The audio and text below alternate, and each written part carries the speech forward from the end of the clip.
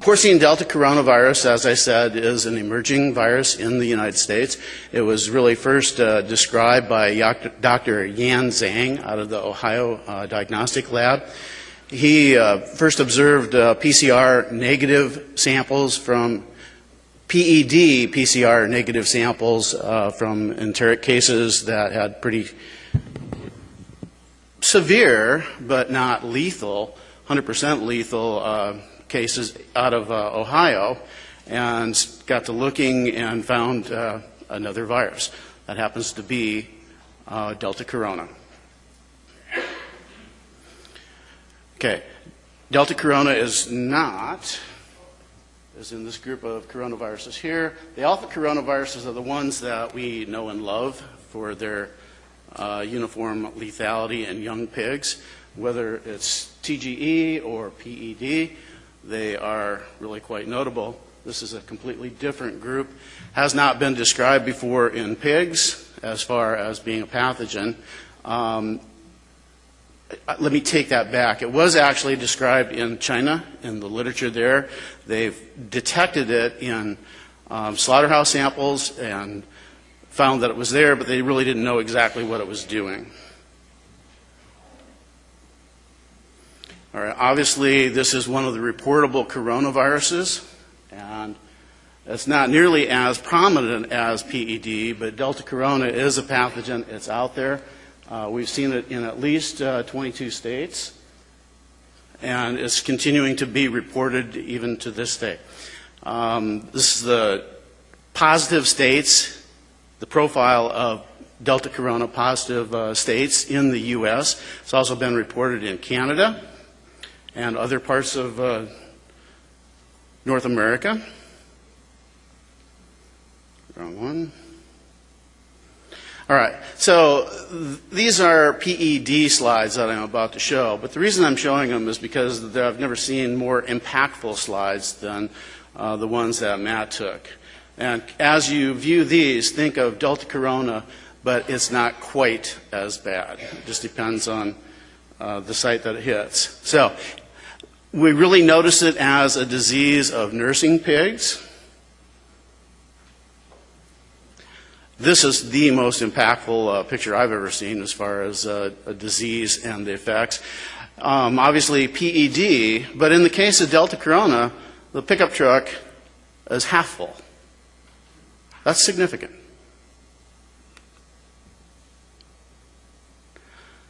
The role in older animals, we really don't know or understand. We believe that it infects them and causes a mild diarrhea. But we haven't done the studies yet to really understand exactly where or what the impact is on those. Sows, we're going to report on some sow data here in the study coming up. All right. So, as the title indicates, Koch's postulates fulfilled. We were able to reproduce clinical disease with an inocula.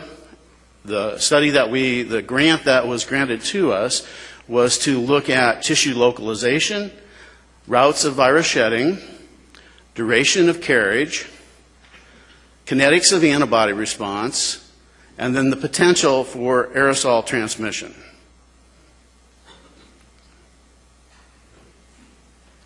This is a true team effort. Researchers from K-State, the diagnostic labs at K-State, at UNL, University of Nebraska, Lincoln, and South Dakota State all worked together to pull this study off. Most of the lab work was done at K-State. Most of the animal work was done at UNL. And Dr. Nelson at South Dakota State provided a lot of the immune reagents and then the actual base for the inocula. And this was supported by the National Pork Board. We're very grateful. The study itself, as I said, was done at UNL.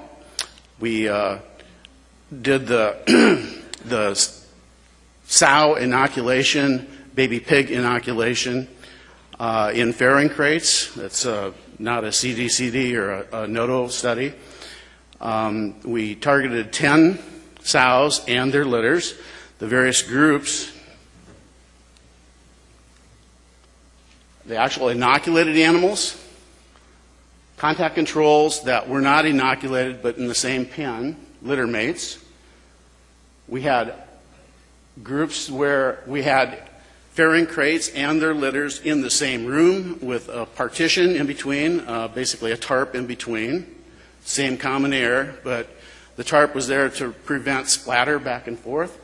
And then we have the negative controls that were not inoculated that were just in another room. 6 animals from each litter were inoculated. The remainder of the animals in the litter were contact controls. The aerosol controls were not inoculated. They were just in the same room space. Once again, commercial animals, no evidence of PED or Delta corona going into this. The challenge pool that we used was, we actually evaluated 2 different pools. They came from the South Dakota Diagnostic Lab, and Eric had done some preliminary work. The only agent that they saw at his lab was Delta corona. They were negative for PED, for Rota, ABC, all the other agents. We took both these different inocula, amplified them in 2-day-old pigs that were moved to a milk diet. One of the inocula resulted in a productive infection. The other inocula did not. The one that resulted in a productive infection, we further amplified in the same group of pigs, so it was like 4 days old at the final amplification. That material, we harvested the intestinal contents, and that's what we used for inocula for this study. The CT value of it was a 22, so it was, medium as far as amount of virus present, as far as viral nucleic acid present. Nursing pigs and their dams were challenged when the baby pigs were about 2 days of age. Since we're looking at the potential for aerosol transmission and infection of multiple tissues, we inoculated orally as well as intranasally.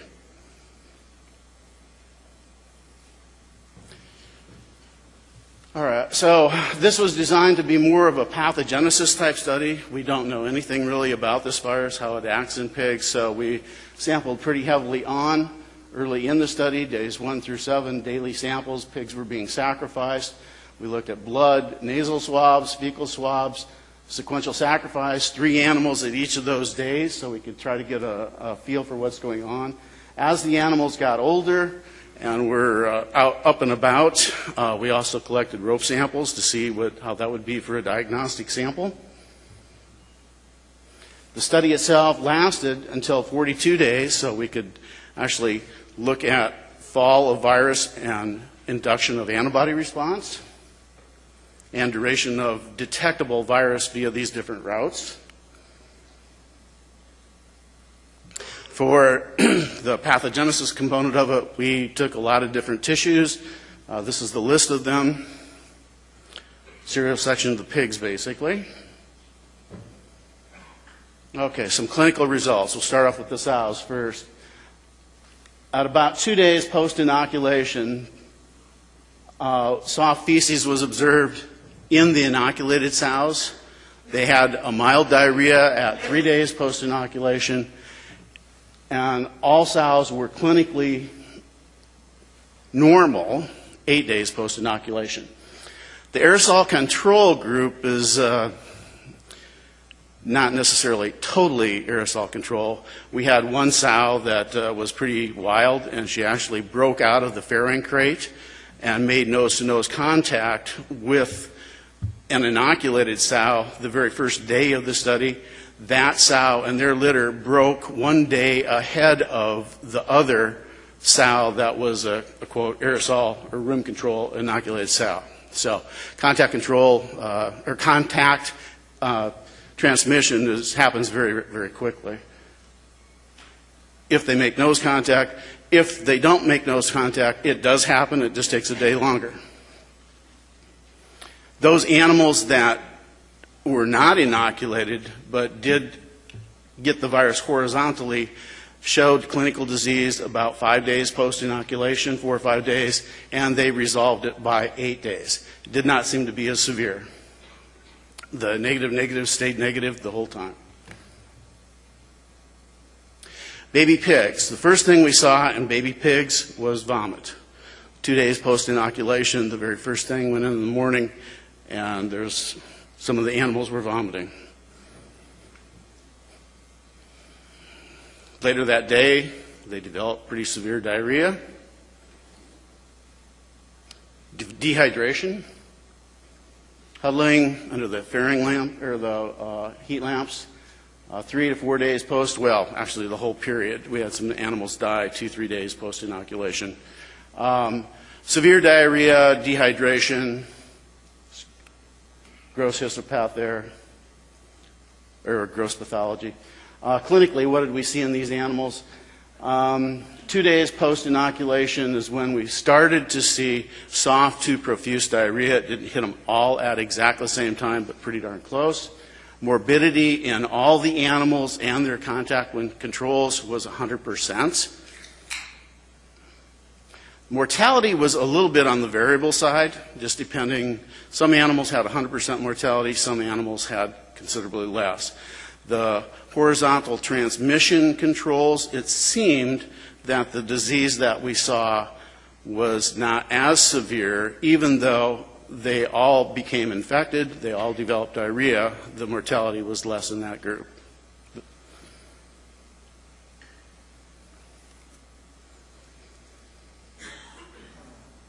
I think I just said that. The aerosol controls did develop diarrhea, 100% of them did.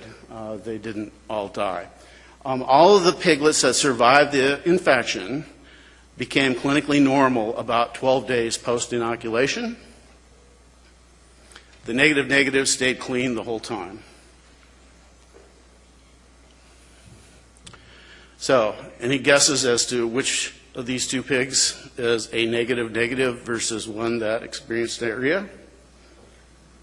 Really does have an effect.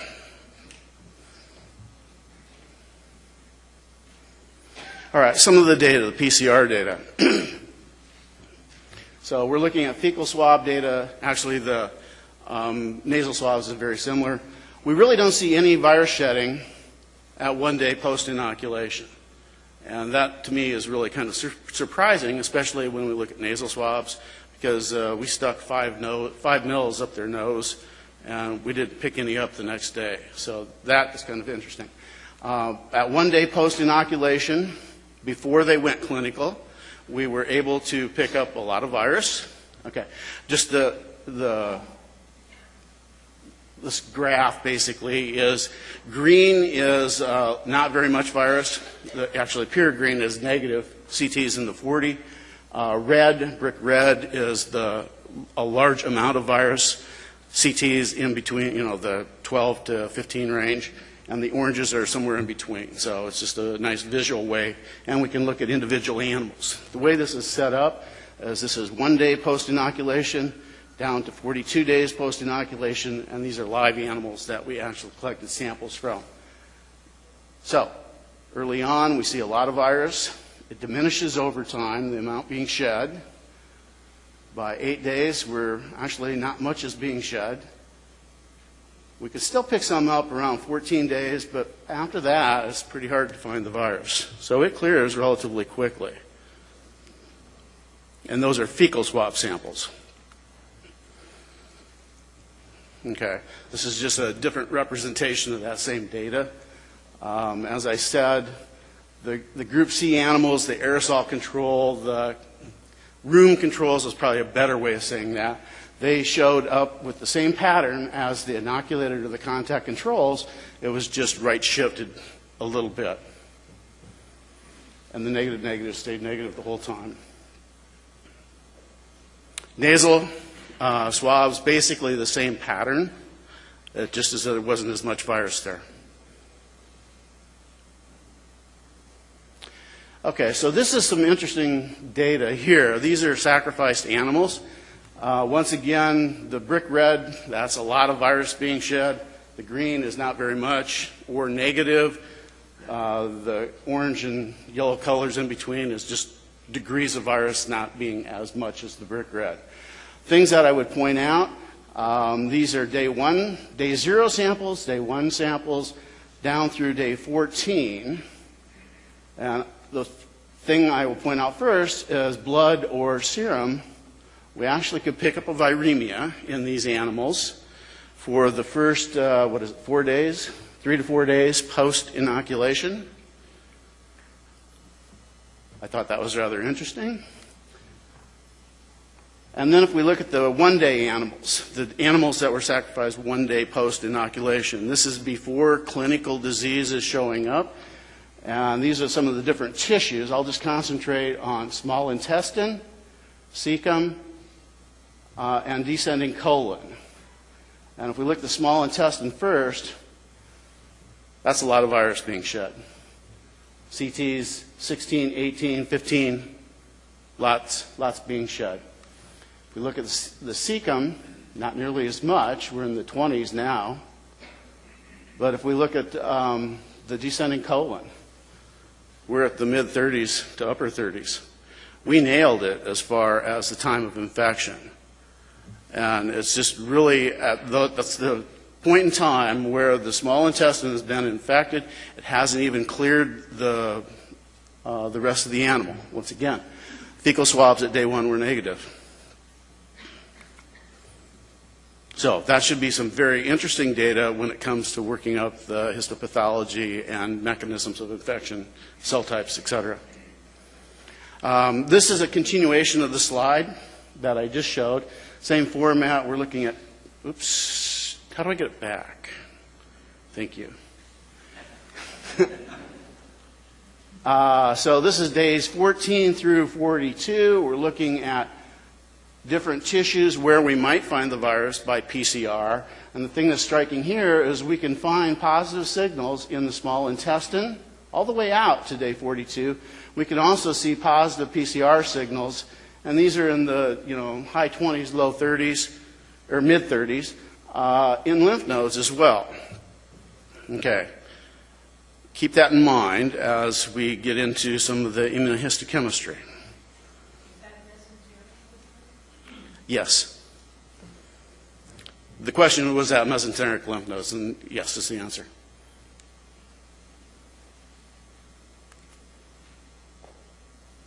Oral fluids, as the pigs were old enough to chew on ropes, yes, they shed virus. It was a good diagnostic tool. We can pick up PCR positive oral fluids. Starting at 14 days when we first looked, we could see positive signal out to about 28 days. So it is a tool that's absolutely usable out in the field. Sow data, that's kind of interesting. We detected no viremia in sows, but that's really not unexpected since we only looked at weekly intervals on the sows. Baby pigs shed it, but it was only for the first 3 or 4 days. Fecal shedding, the patterns of fecal shedding and nasal shedding in the sows was actually very, very similar to what we saw in the young pigs. They're nursing pigs. Picked it up at 2 days post-inoculation, negative at 1 day post-inoculation. Diminished shedding, at 2 weeks or so. Pick it up spotty every now and then later on. The sows were actually euthanized at 35 days post-inoculation. We ran out of space.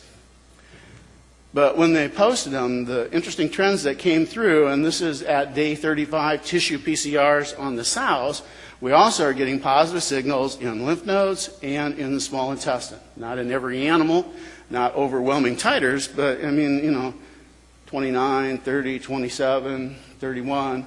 It's there. It's clearly there.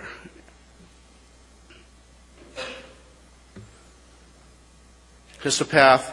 All right, so one of the postdocs at UNL is a pathology resident. She's writing this portion of, actually she's writing the whole study up as part of her PhD thesis, so I'm not going to get too much into the histopath or virus localization. I'll let Sarah take care of that.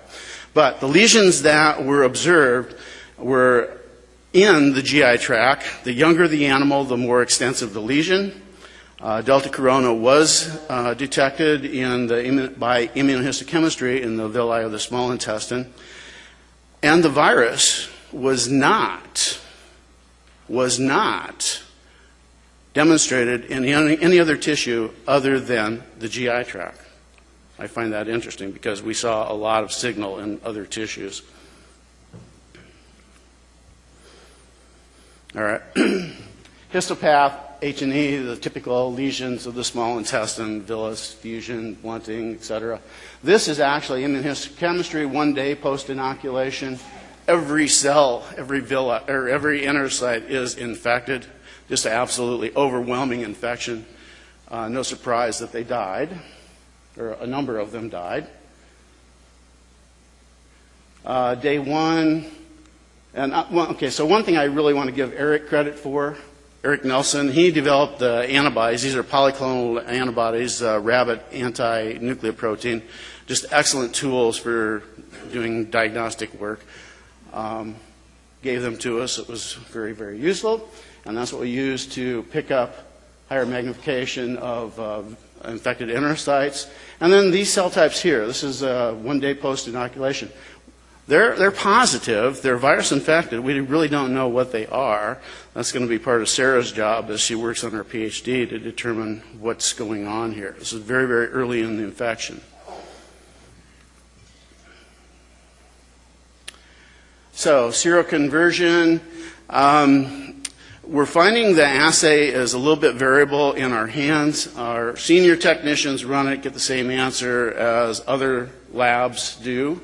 Eric in particular, but some of our junior technicians are not quite as good at it. So I don't have the whole curve on it, but the thing I will say is we do see seroconversion in 100% of the infected animals as well as the the room controls at 14 days post-inoculation. That is by both indirect fluorescent antibody as well as SN. The negative state control all the way through. Oops. Virus. We have a cell culture adaptive virus that was provided by NVSL, and we use that as our target for doing indirect fluorescent antibody testing and actually our SN testing. That virus is available to everyone. This is just an example of what our FA plates look like. We have a controlled infection. The negatives are built right into it. It's kind of nice because when you're looking at low antibody dilutions, low serum dilutions, you can read through the background. It's a nice initial assay to determine what's real infection, real antibody response versus a background that sometimes can plague ELISAs. It's a good starting assay. We also use the same antibody that Eric provided us as the indicator for our SN test. Just another serum here. A little bit more background. It's nice because you can read right through it and know that you're dealing with antibody-specific in infected cells. All right. We have a lot of gaps. Just actually, everything about Delta Corona is a gap because this is the first study that's actually confirmed that it will infect pigs. Some of the things that we need to better understand, some of the many things that we need to better understand is transmission, both biological transmission as well as physical transmission. Remember, it moved from the room controls, the quote aerosol controls, animals, but we showed no infection of any respiratory tissue, or actually any tissue other than that in the GI tract. How does that happen? Physical movement. Does it move similar to what PED does? We don't know. We suspect it probably does, but it's one of the things that we need to figure out. Differences in age and severity of disease. So do our grow-finish animals, what do they show when they become infected? How do we monitor that? We need to, as with PED, we need to get a better understanding of the stability of the virus. Is this really a fragile virus or not? A number of different groups have tried to infect pigs with wild-type inocula, and were unsuccessful. Why? We don't know. We need to investigate Delta Corona on serologically investigate it. nationally as well as regionally. And then obviously last but not least is we need to develop an efficacious vaccine, one that will induce lactogenic immunity. Lots of stuff to do.